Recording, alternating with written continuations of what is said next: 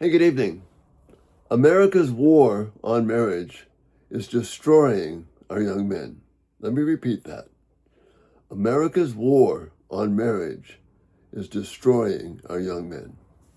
And good evening, and welcome back to Everyday Talk 24/7 on this Monday, November 10th, the day before Veterans Day.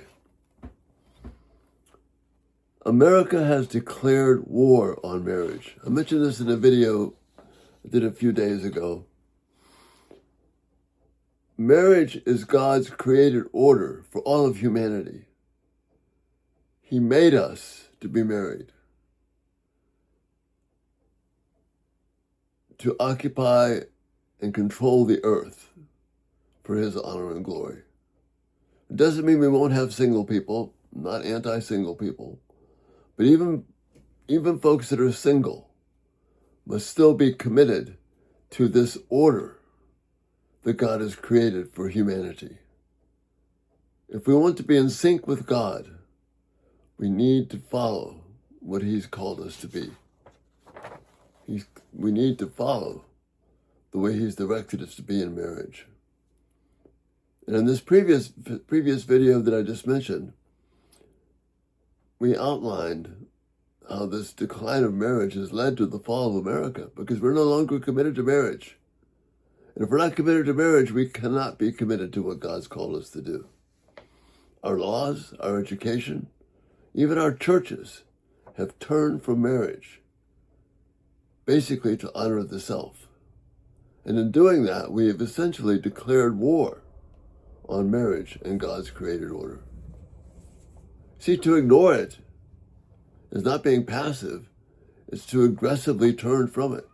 That's war.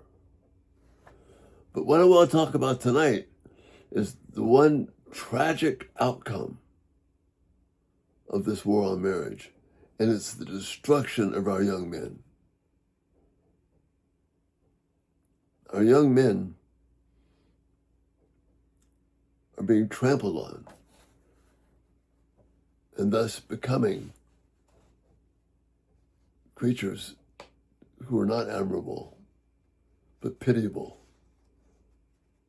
And it's destroying us and our families.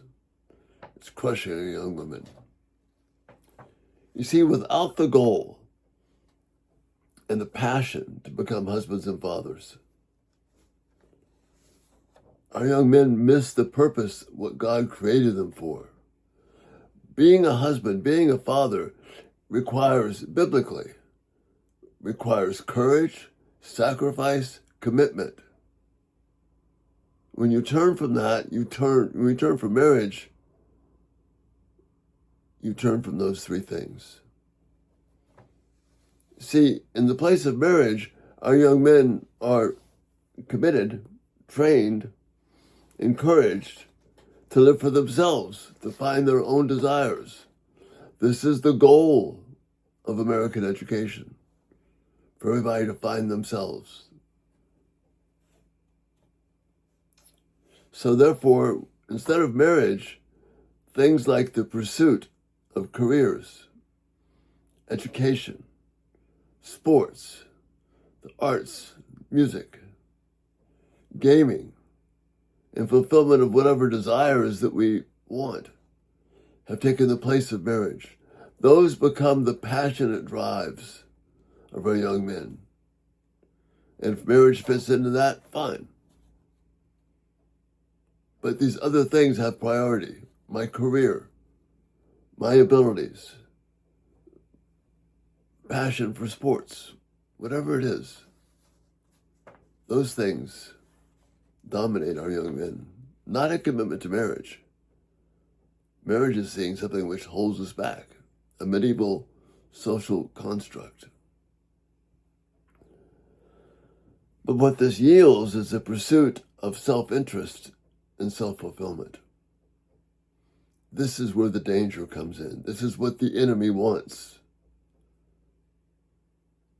See, a commitment to self-interest and self-fulfillment opens the door to sexual perversion and personal destruction. Pornography has gripped the men of this culture. particularly young men. There are all kinds of statistics out there. One that's kind of reliable, kind of a composite. 90% of all young men have at least viewed pornography. And 2/3 view it at least once a month. If they're admitting to that, it's more. But that means pornography has a grip on our young men. This leads then to the objectification of women, where we use women for our own pleasure, their own pleasure. So casual sexual encounters, sex outside of marriage, sex without commitment, sex for personal pleasure, that dominates our young men today.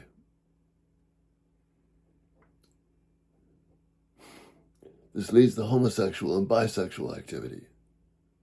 While not as prevalent as pornography, it's on the rise.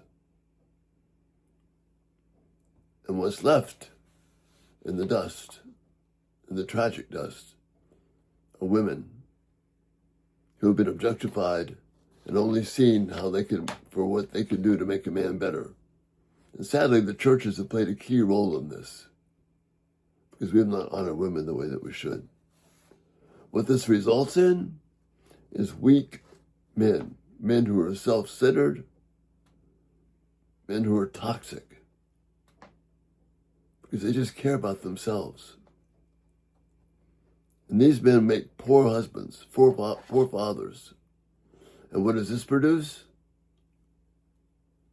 Weaker marriages, more reason to discard marriages, and more reason to pursue self-fulfillment and keep this evil cycle going. See, being a husband and being a father requires courage, commitment, and a deep love for God. It requires a true selfless sacrifice,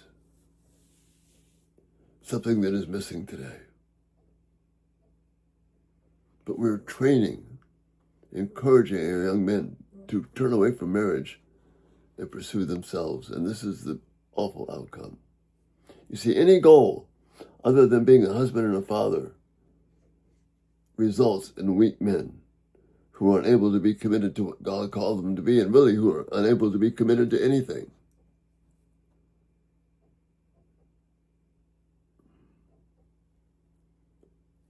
All of our young men, even those who are single, we must honor the creation command of occupying and controlling the earth.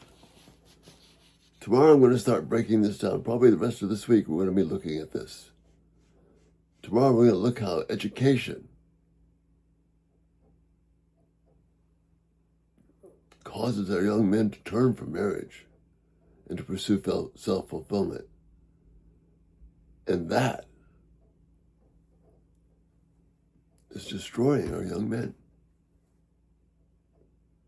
I'm not being overly dramatic here. Look at our culture around us. Our marriages are failing. Yes, women are not blameless, but they're not being led by men who are committed. The only thing they're committed to them is themselves. That's why I say, when we war against God's created order, when we war against marriage, we destroy our young men. Pray with me about this. I'm going to give some positive biblical alternatives, but we have to see first the damage that's being done. Thank you so much for being here. This is important. I ask for your prayers. I ask that you would open your eyes to see. We've committed ourselves to war against marriage. And it has to stop. And it begins with us.